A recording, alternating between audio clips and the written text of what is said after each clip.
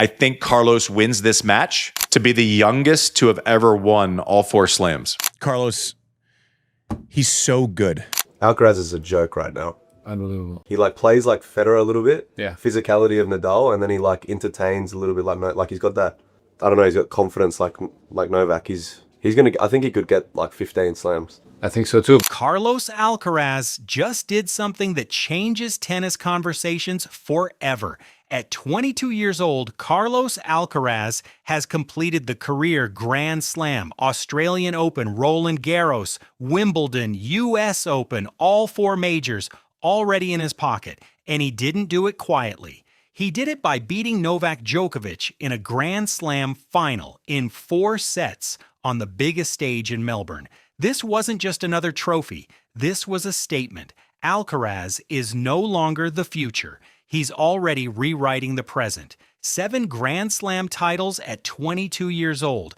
Let that number sink in. At the same age, Roger Federer had 1, Rafael Nadal had 2, Novak Djokovic had 1. Carlos Alcaraz has 7. And it's not just the numbers, it's the way he's doing it. Against Djokovic in the Australian Open final, Alcaraz didn't look overwhelmed. He didn't play safe.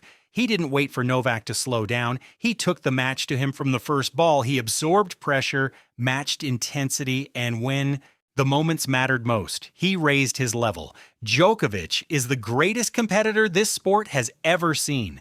24 Grand Slams, more Australian Open titles than anyone in history. A player who has broken generations before. And Alcaraz beat him anyway. Not because Novak played badly, because Carlos was better. What separates Alcaraz from every other young star we've seen is balance. He has explosive power, but he also has patience. He plays highlight reel tennis, but he knows when to slow the point down. He can hit through anyone, yet he's comfortable defending for 10, 15 shots if needed. Physically, he's a monster. His speed allows him to turn defense into offense in seconds. His strength lets him redirect pace effortlessly. His endurance is elite, even in long, brutal matches. Technically, his game has no holes. The forehand is one of the most dangerous shots in tennis history already. The backhand has become more reliable every season. His serve, once considered a weakness, is now a weapon. Varied, accurate, and improving under pressure.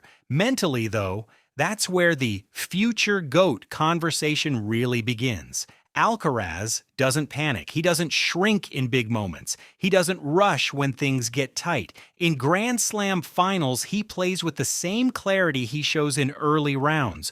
Break points, set points, championship points.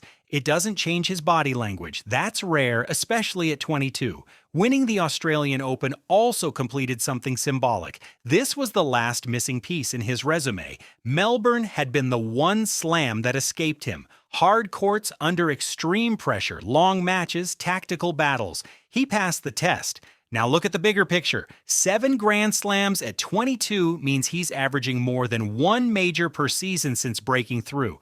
And unlike past eras, he's doing this while beating all-time greats head-to-head. Djokovic, Medvedev, Zverev, Sinner, these aren't transitional champions. These are elite players in their prime. The scary part?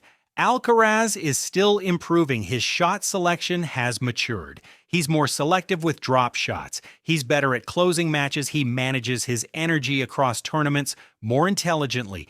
Every season, something new gets added to his game. If he stays healthy, and that's always the biggest if in tennis, there is no realistic ceiling for how many Grand Slams he can win.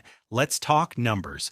To break Djokovic's record of 24 majors, Alcaraz would need to average just over 1 slam per year for the next 15 seasons.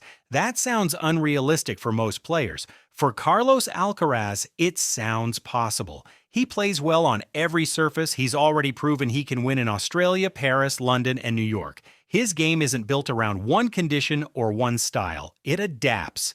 And the tour around him, it's strong, but it's not unbeatable. Jannik Sinner is a rival, not a roadblock. Their rivalry could push both to historic heights. Other players will win majors, but Alcaraz doesn't need to dominate every slam to build a record. He just needs consistency at the top. What makes this moment special is timing. Djokovic is still elite, but nearing the end. Nadal is gone. Federer is retired. The torch isn't being passed slowly, it's being taken. And Alcaraz isn't waiting for permission. He's beating legends while they're still dangerous. That's why the future GOAT conversation isn't premature anymore. It's logical. Greatness in tennis is built on three things: talent, longevity, and mentality. Alcaraz already has the first and the third. If his body holds up, the second will follow. 7. Grand Slams at 22 is not normal. Completing the career Grand Slam this young is historic. Beating Djokovic in a final while chasing records is defining. Carlos Alcaraz isn't chasing tennis history anymore. He's on pace to own it. And years from now, when people argue about the greatest of all time, this Australian Open final will be one of the moments they point to and say, that's when it became inevitable. Do you think Alcaraz will be the player with the most Grand Slams? I read you in the comments. If you enjoyed the video, subscribe for more. See you in the next one.